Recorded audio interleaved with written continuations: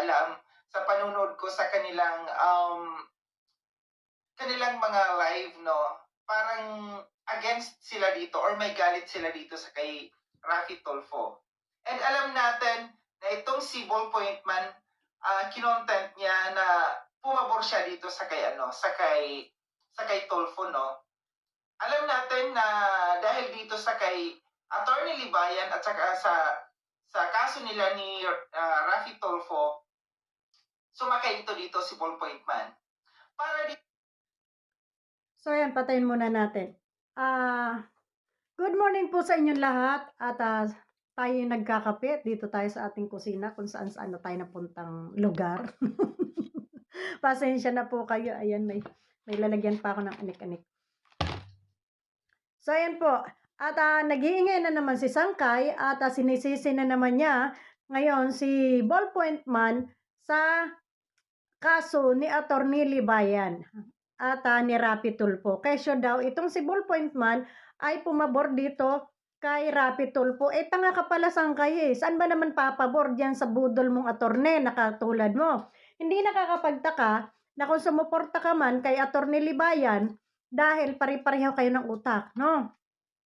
At saka noon pa man, talagang makakaliwa ka na dahil kagrupo ka nila Chorba. Sa base sa iyong pananalita, ay talagang naroon ang simpatya mo kay Attorney Libayan, kay Jomart, at kay Lu Gonzales na kung saan ko, no, ay umalis dito sa Kalingap, no? At pinapamukha mo dito na ito si Ballpoint Man ay hindi Kalingap, binigyan lamang ng privilege ni BSM. So ito yung papaliwanag ko sa iyo ngayon. Sino ba ang hindi tunay na kalingap? Di ba ikaw? Kasi isa kang traidor sa kalingap. Isa kang traidor sa kalingap, ginagawan mo ng istorya, sinisiraan mo ang kalingap, sinisiraan mo si Rab Matubang. Sino ba ngayon yung nag-lift the group? Dahil sa kahihiyan mo, sino ang nag-lift the group? Lahat ng GC nilayasan mo sa kalingap. So ngayon, matatawag ka pa bang kalingap? At ito pa, may ID ka na ba na patunay na ikaw ay isang kalingap? Si Ballpoint Man, may ID na yan. Naka-registered na yan sa kalingap. Kaya, isa siyang kalingap. Ngayon, makinig ka. Makinig ka, bakla. Ngayon, kung may nagko-content man kay Kuya Bal, yan ay mga dati niyang kaaway. Kung may nagko-content man kay Kuya Bal, gaya niyan Jomart, Lu Gonzales, Attorney Libayan, sa tingin mo, hindi yan mag-iingay para malihisla yung issue ni Libayan na pulpol, nagkaroon ng doble. Para dito sa mga vloggers no, na ito na idinadawit ngayon ang kalingap. Dahil akala nila ang kalingap kampi dito sa ginagawang ito ni Ballpoint Man. Para po sa kaalaman ninyo, si Ballpoint Man po ay hindi kalingap partners. Si Ballpoint Man ay kalingap, meron lamang siyang kalingap special privilege na para makapag-content ng kalingap. At hindi po lahat ng kalingap partners pabor dito sa pangbabastos ni Ballpoint Man. Tama ka. Hindi lahat ng kalingap ay pabor sa pambabastos ni Ballpoint Man. Pero ang tanong, Sangkay, lahat ba ng kalingap ay pabor sa iyong pangbubudol at paninira sa kalingap? Huwag kang plastic na iho di puta ka. Napaka-plastic mo, no?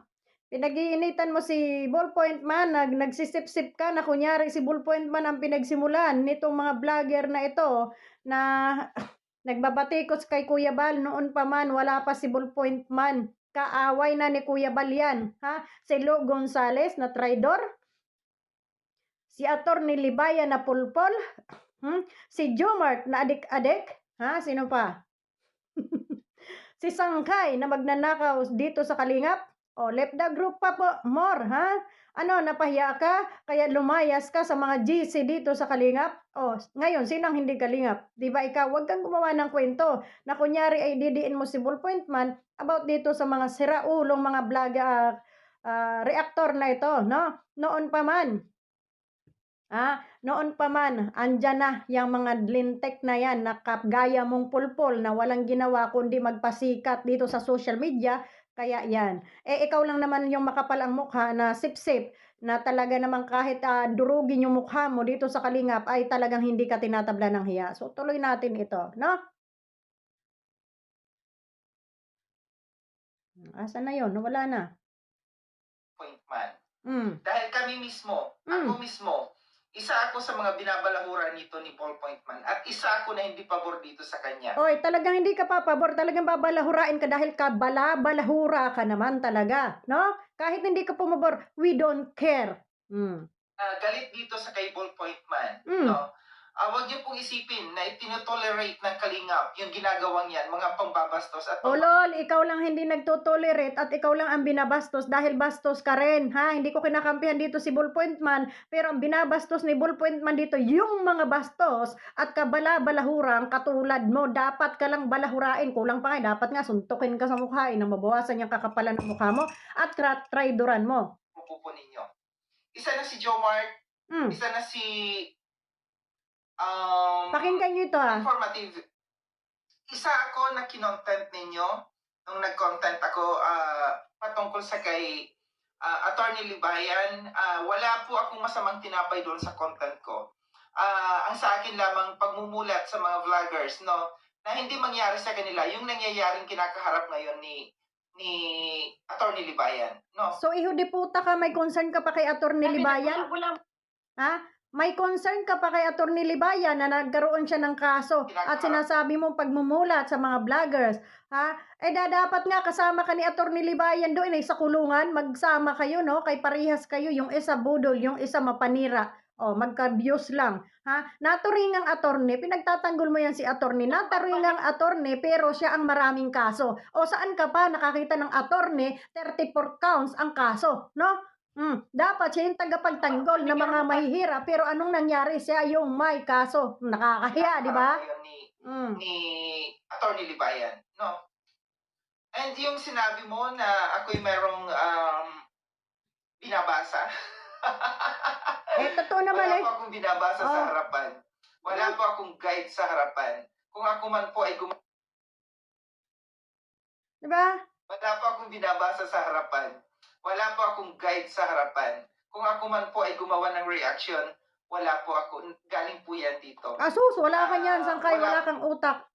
No? So, ito lang. Huwag mo idawit-dawit ang kalingap dito sa inyong, personal mong interes na magkaroon ka lang ng views. Ha?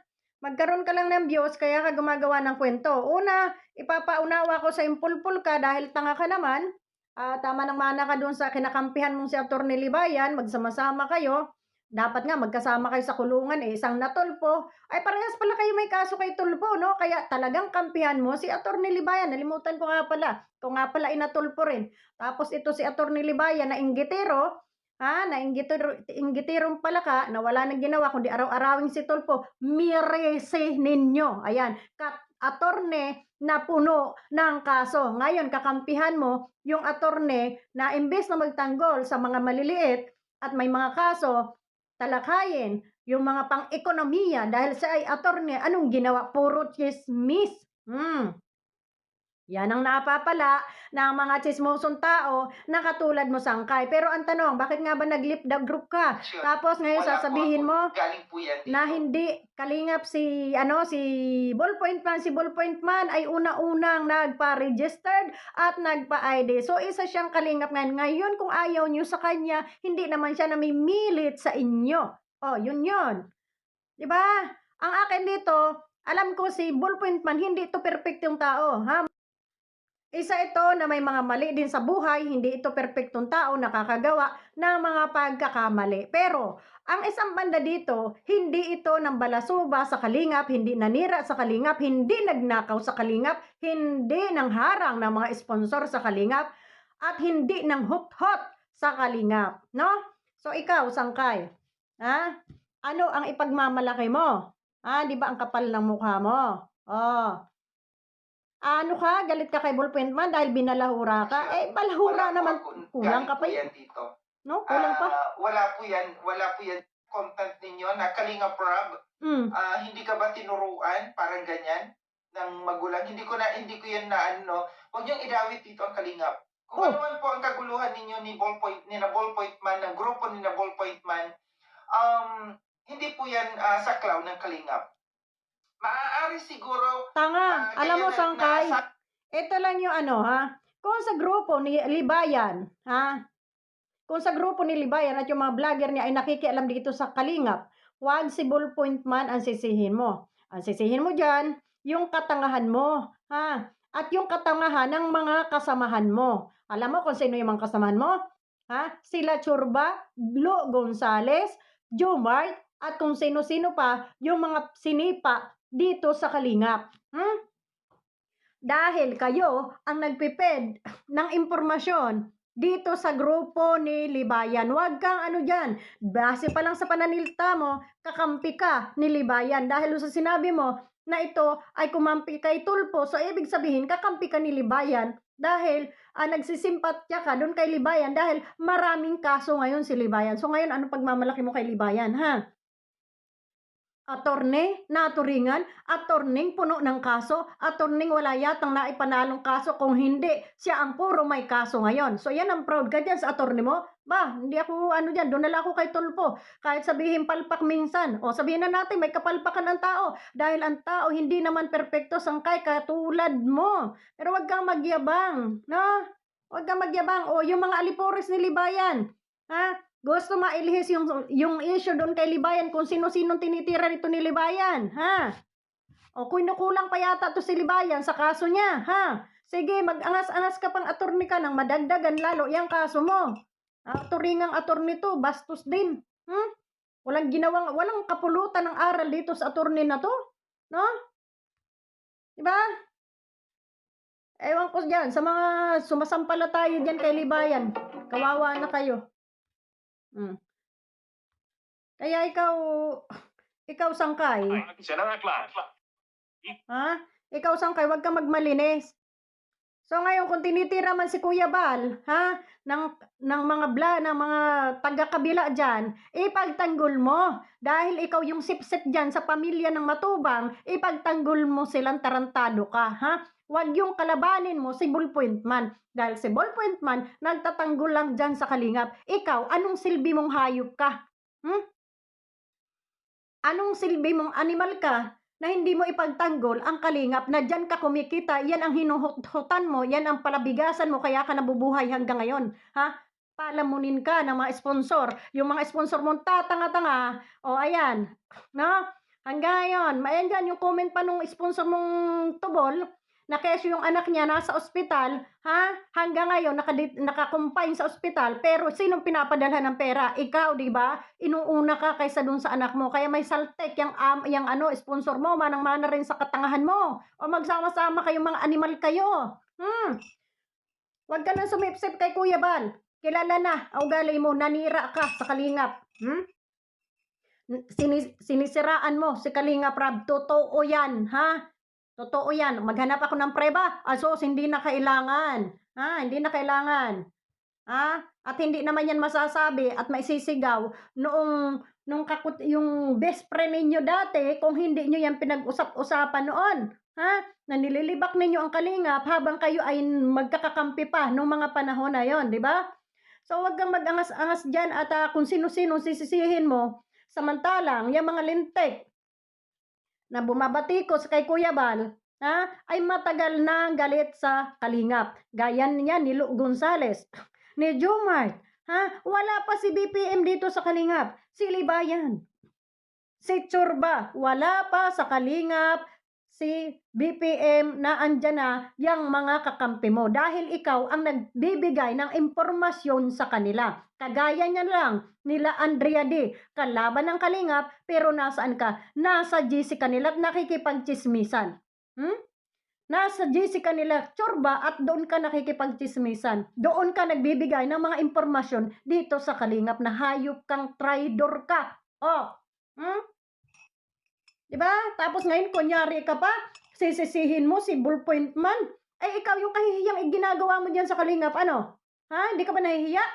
Kaya pala nag-lip down group ka eh. Para po sa kaalaman ng lahat, ito pong si Sangkay, nung narinig niya na siya ay binabatikos at alam na sinisiraan niya si Kalingap Rab tungkol doon sa mga alahas, nag-lip the group po yan.